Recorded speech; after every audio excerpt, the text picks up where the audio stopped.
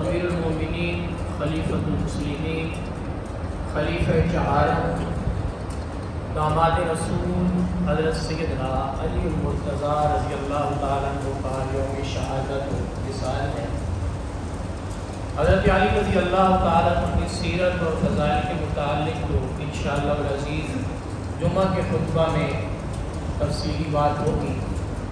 شہادت علی رضی اللہ تعالیٰ عنہ کے حوالہ سے اتنا ہمیں ذہن میں ہونا چاہیے کہ حضرت علی رضی اللہ تعالیٰ عنہ کی شہادت میں کون ملوث تھا، کس نے حضرت علی رضی اللہ تعالیٰ عنہ کو شہید کیا اور کن حالات میں حضرت علی رضی اللہ تعالیٰ عنہ کی شہادت کی۔ حضرت سیدنا علی مرتضیٰ رضی اللہ تعالیٰ عنہ اور حضرت سیدنا امیر معاویہ رضی اللہ تعالیٰ عنہ، ان دونوں کے مابین حضرت عثمان رضی اللہ تعالیٰ عنہ کی قصاص کے حوالہ سے ایک اختلاف ہوا اجتہادی۔ منافقین کی سازشوں سے یہ اختلاف جنگ کی صورت اختیار کر گیا۔ بالآخر فیصلہ یہ ہوا کہ ہم تحکیم کرتے ہیں، یعنی کہ ایک بندہ حضرت علی کی طرف سے اور ایک بندہ حضرت امیر معاویہ کی طرف سے حکم متعین ہو جو درمیان میں صلح کروا دے۔ جب حضرت علی رضی اللہ تعالیٰ عنہ نے یہ بات کی تو ایک بہت بڑا گروہ، خارجیوں کا گروہ جو کہلاتا ہے، حضرت علی رضی اللہ تعالیٰ عنہ کی لشکر سے اٹھا اور انہوں نے کہا کہ آپ اللہ کے ساتھ لوگوں کو شریک کرتے ہیں، آپ شرک کرتے ہیں، اور انہوں نے سورہ یوسف کی آیات کہ ان الحکم الا للہ، یہ آیت پڑھی کہ اللہ کے سوا کسی کو حکم ہم نہیں مانیں گے۔ حضرت علی رضی اللہ تعالیٰ نے فرمایا کہ کلمۃ الحق ارید بها الباطل، کہ بات تو یہ جو کر رہے ہیں صحیح کر رہے ہیں کہ اللہ کے سوا کسی کو حکم نہیں، لیکن مراد اس سے غلط دے رہے ہیں۔ قرآن کی آیت پڑھ رہے ہیں لیکن مراد غلط دے رہے ہیں۔ یہ 12,000 کا لشکر خوارج کا حضرت علی رضی اللہ عنہ کے خلاف کھڑا ہوا اور وہاں سے نکل کر یہ لوگ نہروان کی طرف چلے گئے۔ اور یہ وہ لشکر تھا کہ جن کے متعلق اللہ کے نبی صلی اللہ علیہ وسلم نے، بخاری مسلم کے اندر روایات ہیں، ابو داؤد کے اندر، اسی طرح دیگر کتب حدیث کے اندر کثرت سے روایات موجود ہیں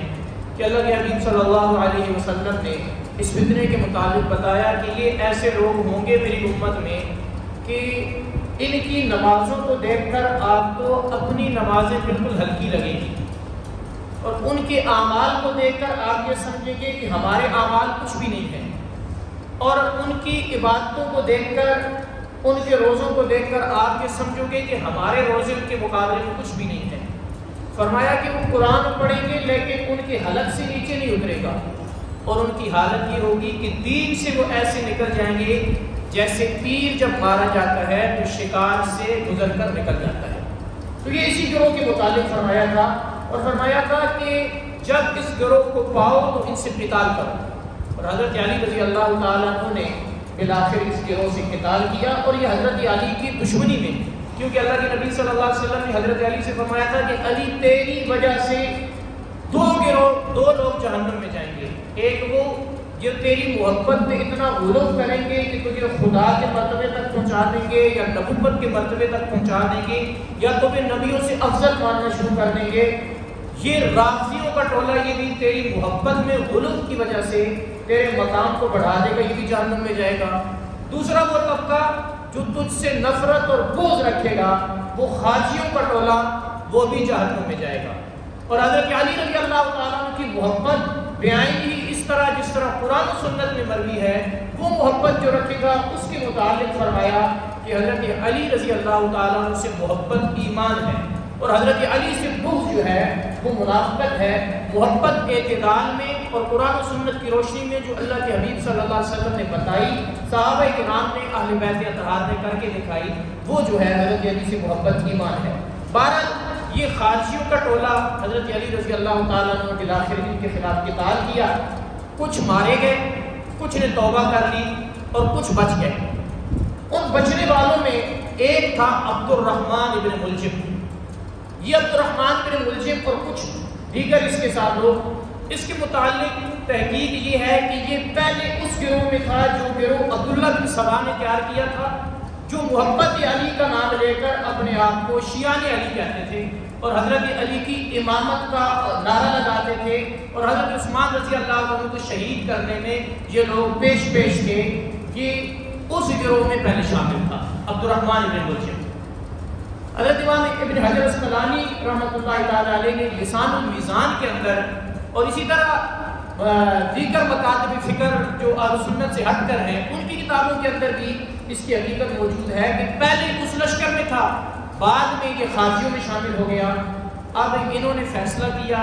3 افراد یہ آئے اور بیت اللہ کے سیر میں انہوں نے آپس میں قسمیں کھائیں، اور یہ قسم کھائی کہ 3 افراد اس وقت امت میں ایسے ہیں کہ اگر ان کو قتل کر دیا جائے تو ہم اپنے نہروان میں قتل ہونے والے خارجیوں کا بدلہ لے لیں گے۔ ان 3 میں ایک حضرت علی، ایک حضرت عمر بن عاص رضی اللہ تعالیٰ عنہ، اور تیسری حضرت سیدنا امیر معاویہ رضی اللہ عنہ۔ چنانچہ انہوں نے فیصلے کے مطابق 19 رمضان 40 ہجری کو تینوں حضرات پہ حملہ کیا۔ حضرت علی معاویہ پہ بھی حملہ کیا، حضرت عمر بن عاص پہ بھی حملہ کیا، اور حضرت علی رضی اللہ عنہ پہ حملہ کیا۔ حضرت امیر معاویہ رضی اللہ تعالیٰ عنہ پر جب انہوں نے حملے کے لیے گئے تو اس دن حضرت امیر معاویہ کسی اور کام کی وجہ سے، کہیں مصروفیت کی وجہ سے جہاں انہوں نے ہاتھ لگائی اس راستے میں آئے نہیں، اور حضرت عمر بن عاص رضی اللہ عنہ پہ حملہ کیا۔ ایک روایت کے مطابق وہ زخمی ہوئے، دوسری روایت کے مطابق ان کا جو ہے وہ تلوار خطا کھا گئی اور حضرت عمر بن عاص بھی بچ گئے۔ حضرت علی رضی اللہ عنہ کوفہ کی مسجد میں تشریف لائے۔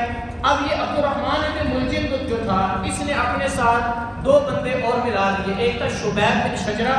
اور ایک تھا وردان بن مجالد۔ وردان نے پہلے وار کیا، وہ جا کر دروازے کو لگا اور حضرت علی رضی اللہ عنہ سے بچ گئے۔ اللہ کے نبی صلی اللہ علیہ وسلم نے مستدرک الصحیحین میں روایت ہے کہ حضرت علی کو پہلے بتایا تھا کہ علی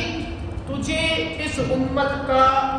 سب سے شقی اور بدبخت انسان قتل کرے گا، اور آپ کو یہاں پہ زخم لگے گا، کن پٹی کی گئی، اور آپ کا خون مبارک آپ کی داڑھی میں تر کرے گا۔ پھر حضرت علی رضی اللہ عنہ مسجد میں تشریف لائے۔ عبد الرحمن بن ملجم ظہر میں بجھی ہوئی تلوار کو نیچے لے کر لیٹا ہوا تھا الٹا ہو کر۔ حضرت علی رضی اللہ عنہ سے کہا، چونکہ حضرت علی کی اس نے بیعت کی تھی پہلے، اور اپنے آپ کو حضرت علی کے محبین میں کہتا تھا، اور کہتا تھا کہ میں علی کا ملنگ گا، لیکن تھا اصل میں منافق تھا، اور تھا اصل میں حضرت علی کے دشمنوں میں سے تھا۔ حضرت علی نے فرمایا، عبد الرحمن اٹھ جا، نماز کا وقت ہو رہا ہے، نماز کا وقت گزرا جا رہا ہے۔ تو وہ نہیں اٹھا۔ حضرت علی رضی اللہ عنہ نے نماز شروع کی، سجدے میں گئے، اٹھ کر اس نے وار کیا، پھر اس میں کچھ کو جو ہے اس کو وہیں پہ پکڑ لیا گیا۔ بعد میں حضرت حسن رضی اللہ عنہ کو حضرت علی نے وصیت کی کہ اگر میری شہادت ہوگی تو اس سے بدلہ لے لینا۔ حضرت حسن رضی اللہ عنہ عبد الرحمن بن ملجم کو اسی کے قصاص میں بعد میں قتل کر دیا، اور جو دوسرے تھے ایک شبیب بن شجرہ، یہ بھاگ گیا اور آگے چل کر حضرت علی کے ساتھیوں میں سے ایک نے اس کو پکڑ لیا، اور ایک جو ہے وہ اس نے اقرار جرم کر لیا، تو ایک صحابی نے اس کو قتل کر دیا۔ یہ حضرت علی رضی اللہ عنہ کی شہادت کا ایک واقعہ تھا جو ایک عظیم سانحہ تھا امت کے اندر، اور اس سانے سے امت مسلمہ کا بہت بڑا نقصان ہوا۔ خود تو حضرت علی المرتضیٰ رضی اللہ عنہ یقیناً شہادت کے بڑے درجے پر پہنچ گئے، اللہ کے نبی صلی اللہ علیہ وسلم کی بشارتیں بھی تھیں، لیکن امت ایک بہت عظیم شخصیت سے محروم ہو گئی۔ یہ 21 رمضان المبارک 40 ہجری کا واقعہ ہے۔ بیان کرنے کا مقصد اس لیے تھا کہ عام طور پر ہمارے ہاں حقائق بیان نہیں کیے جاتے، اور یہ بتانے کی کوشش کی جاتی ہے کہ معاذ اللہ کوئی صحابہ اکرام یا صحابہ کی اولادیں یا کوئی وہ لوگ تھے حضرت علی کو شہید کرنے والے، یا کوئی ایسے لوگ تھے جن کے بارے میں یہ چیزیں ہمارے علم میں ہونی چاہیے، ہمیں پتہ ہونا چاہیے۔ ہمارے خلفائے راشدین صحابہ کرام رضوان اللہ علیہ اجمعین اہل بیت اطہار، ان کی زندگیاں کیسے گزری، ان کی شہادتیں اور ان کی وفات یہ کیسے حالات تھے، تو یہ ہمارے علم میں ہونی چاہیے۔ انشاءاللہ العزیز جمعہ کے خطبہ میں حضرت علی رضی اللہ عنہ کی سیرت و کردار پر بات ہوگی۔ کوشش کریں آپ جب تشریف لائیں۔ اللہ تعالیٰ سے دعا ہے دین مدین کی سمجھ پر عمل پیرا ہونے کی تو